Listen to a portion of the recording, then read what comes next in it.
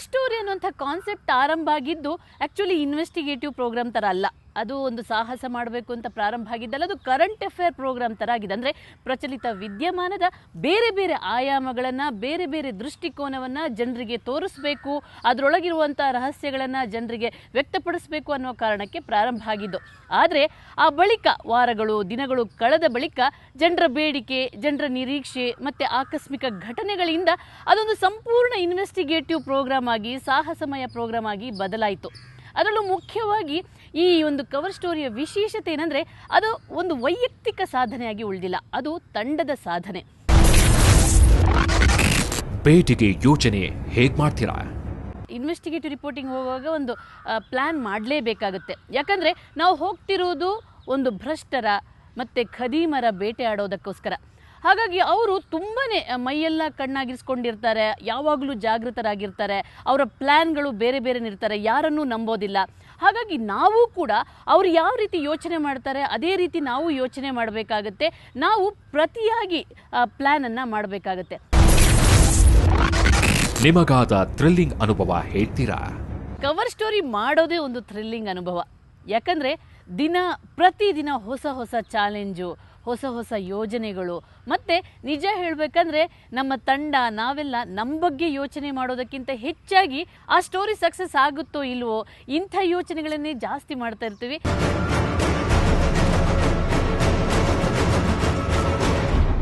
ಚಿನ್ನದ ಬೇಟೆ ಅದು ನಮ್ಮೆಲ್ಲರಿಗೊಂದು ಪಾಠ ಕಲಿಸಿದಂಥ ಸ್ಟೋರಿ.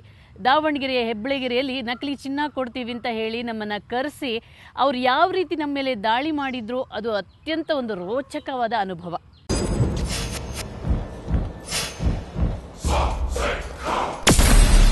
ನಾವು ಪಕ್ಕಾ ಪ್ಲ್ಯಾನ್ ಮಾಡ್ಕೊಂಡೇ ಹೋಗಿದ್ವಿ. ಅಂದರೆ ಚಿನ್ನ ಕೊಡ್ತೀವಿ ಅಂತ ಹೇಳಿ ಚಿನ್ನ ತಗೋತೀವಿ, ಅಲ್ಲಿ ಇಬ್ಬರು ಬರ್ತಾರೆ, ಅವರನ್ನು ಲಾಕ್ ಮಾಡಿಕೊಂಡು ಗಾಡಿಯಲ್ಲಿ ಹಾಕ್ಕೊಂಡು ಅವರನ್ನು ಪೊಲೀಸ್ ಸ್ಟೇಷನ್ಗೆ ಕೊಡೋಣ ಅನ್ನುವಂಥ ಪ್ಲ್ಯಾನ್ ಮಾಡ್ಕೊಂಡೇ ಹೋಗಿದ್ವಿ. ಆದರೆ ಆ ಪ್ಲ್ಯಾನ್ ಮಾಡುವ ರೀತಿಯಲ್ಲಿ ಎಲ್ಲೋ ಒಂದು ಕಡೆ ಎಡವಿದ್ವಿ. ನಾವು ಬಿಂದಾಸಾಗಿ ಆ ಮಾಫಿಯಾದೊಳಗೆ ನುಗ್ಗುತ್ತಾ ಹೋದ್ವಿ, ಇಬ್ಬರನ್ನ ಲಾಕ್ ಮಾಡಿದ್ವಿ. ಲಾಕ್ ಮಾಡೋ ಹೊತ್ತಲ್ಲಿ 40ಕ್ಕೂ ಹೆಚ್ಚು ಮಂದಿ ಆಯುಧಗಳನ್ನು ಹಿಡ್ಕೊಂಡು ನಮ್ಮ ಮೇಲೆ ದಾಳಿ ಮಾಡಿದ್ರು. ನಮ್ಮ ಅದೃಷ್ಟ ನಮ್ಮ ಜೊತೆ ಇತ್ತು, ಹಾಗಾಗಿ ನಾವು ತಪ್ಪಿಸ್ಕೊಂಡು ಬಂದ್ವಿ.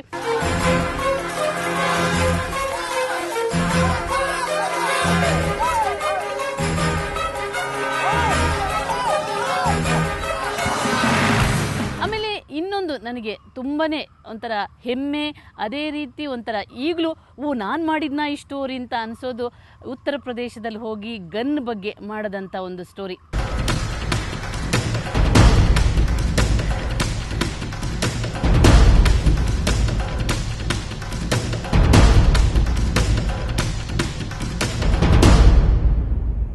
ಎಲೆಕ್ಷನ್ ಡ್ಯೂಟಿ ಹೋದಾಗ ಅಲ್ಲಿ ನನ್ನ ಸ್ನೇಹಿತರು ಹೇಳಿದ್ರು, ಇಲ್ಲಿ ಗನ್ ವ್ಯಾಪಾರ ಅಂದರೆ ಎಲೆಕ್ಷನ್ ಬಂದಾಗ ಕೋವಿ ಇಟ್ಕೊಂಡು ಮತ ಕೇಳ್ತಾರೆ, ಹಾಗಾಗಿ ಇಲ್ಲಿ ವ್ಯಾಪಕವಾಗಿ ನಿಮಗೆ 100-200 ರೂಪಾಯಲ್ಲಿ ಕೂಡ ಗನ್ ಸಿಗುತ್ತೆ ಅನ್ನುವಂಥದ್ದು.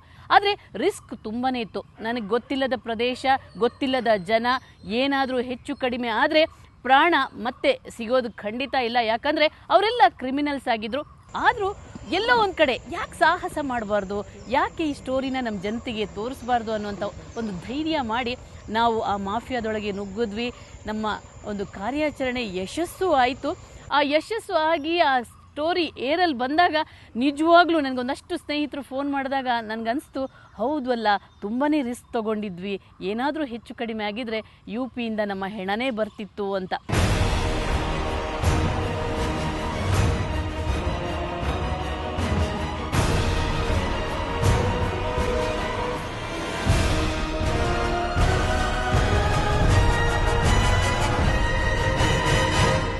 ನನಗೆ ಇನ್ನೊಂದು ರೋಚಕ ಅನುಭವ ಕೊಟ್ಟಂಥ ಸ್ಟೋರಿ ಅಂದರೆ ನಡುರಾತ್ರಿಯ ಬೇಟೆ.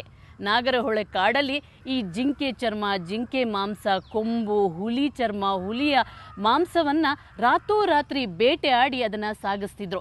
ಸೊ ಈ ಸ್ಟೋರಿ ನಿಜವಾಗ್ಲೂ ನನಗೆ ತುಂಬ ಕಷ್ಟ ಇದೆ ಮಾಡೋಕ್ಕೆ, ಆದರೂ ಯಾಕೆ ಮಾಡಬಾರ್ದು ಅನ್ನುವಂಥ ಪ್ರಶ್ನೆ ಮೂಡಿದ ತಕ್ಷಣ ನಾವು ನಮ್ಮ ತಂಡ ಅಲ್ಲಿಗೆ ಹೋದ್ವಿ.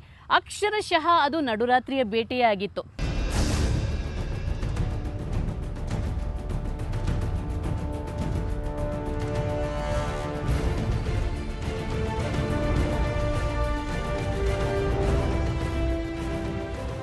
ಒಂದೆರಡು ತೆಪ್ಪಗಳನ್ನು ರೆಡಿ ಮಾಡಿಕೊಂಡು ಆ ಕಳ್ಳರಿಗಾಗಿ ನಾವು 12:30 ಗಂಟೆಗೆ ನಮ್ಮ ಆಪ್ರೇಷನನ್ನು ಸ್ಟಾರ್ಟ್ ಮಾಡಿದ್ವಿ.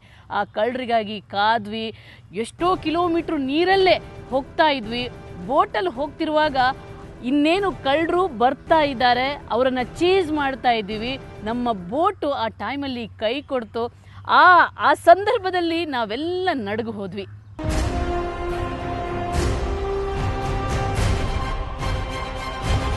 ಯಾಕಂದರೆ ಆ ಕಳ್ಳರ ಕೈಯಲ್ಲಿ ಗನ್ ಇರುತ್ತೆ, ಮಚ್ಚಿರುತ್ತೆ, ಲಾಂಗ್ ಇರುತ್ತೆ.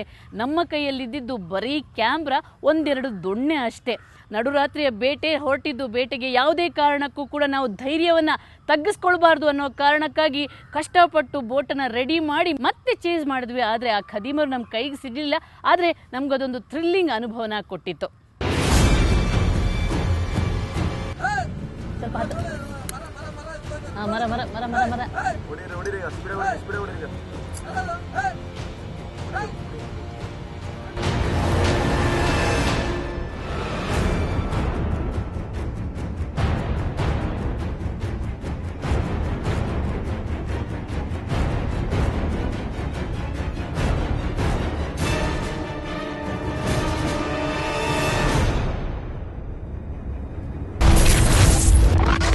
ನಿಮ್ಮ ಆಪರೇಷನ್ಗಳಲ್ಲಿ ಅದೃಷ್ಟದ ಸಾಥ್ ಎಷ್ಟಿರುತ್ತೆ?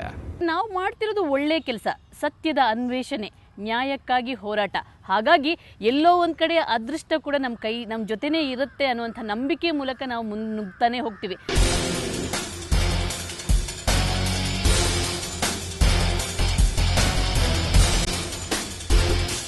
ನಾನು ಇತ್ತೀಚೆಗೆ ಗದಗದಲ್ಲಿ ಮಾಡಿರುವಂಥ ಆಪರೇಷನ್ ಖೋಟಾ ನೋಟು. ಆಪರೇಷನ್ ಖೋಟಾ ನೋಟ್ ಅಂದರೆ ಕಪ್ಪು ನೋಟನ್ನು, ಅಂದರೆ ಕಪ್ಪು ಹಾಳೆಯನ್ನು ಕೊಟ್ಟು ನಾನು ನಿಮಗೆ ಡಬಲ್ ಹಣ ಕೊಡ್ತೀನಿ ಅಂತ ಆಮಿಷ ಒಡ್ಡಿ ಜನರನ್ನ ಲೂಟಿ ಮಾಡ್ತಿದ್ದ ಖದೀಮ. ಆತನಿಗೆಲ್ಲ ನಾವು ಸ್ಟಿಂಗ್ ಆಪರೇಷನ್ ಮಾಡಿದ್ವಿ, ಆತನನ್ನು ಹಿಡಿಬೇಕು ಅಂತ ಎಲ್ಲ ಪ್ಲ್ಯಾನ್ ಮಾಡಿದ್ವಿ. ಆದರೆ ಕೊನೆ ಮೂಮೆಂಟ್ಗೆ ಅವನು ತಪ್ಪಿಸ್ಕೊಂಡು ಬಿಟ್ಟ. ನಮ್ಮಲ್ಲಿ ಟೈಮ್ ಇರಲಿಲ್ಲ. ಕೊನೆಗೆಲ್ಲ ಸ್ಟೋರಿ ಮುಗಿದೋಯ್ತಪ್ಪ, ಇನ್ನು ಮನೆಗೆ ಹೋಗೋದು ಅನ್ನುವಂಥ ಹೊತ್ತಲ್ಲಿ ಖದೀಮರು ನಮ್ಮ ಕೈಗೆ ಸಿಕ್ಕಿದ್ರು. ಅವರ ದೊಡ್ಡ ಜಾಲ ನಮ್ಮ ಬಲೆಗೆ ಬಿದ್ದರು. ಅವರು ಅರೆಸ್ಟ್ ಆದರು. ಸ್ಟೋರಿ ಯಶಸ್ಸಾಯಿತು. ಎಲ್ಲೋ ಒಂದು ಕಡೆ ಅದೃಷ್ಟ ನಮ್ಮ ಕೈ ಕೊಟ್ಟಿದ್ರೆ ಅವತ್ತು ಸ್ಟೋರಿಯೂ ಇರ್ತಿರ್ಲಿಲ್ಲ. ದೂರದ ಗದಗದಿಂದ ಬಂದು ಇನ್ನೊಂದು ಸ್ಟೋರಿ ಮಾಡೋದಕ್ಕೂ ಆಗ್ತಿರಲಿಲ್ಲ.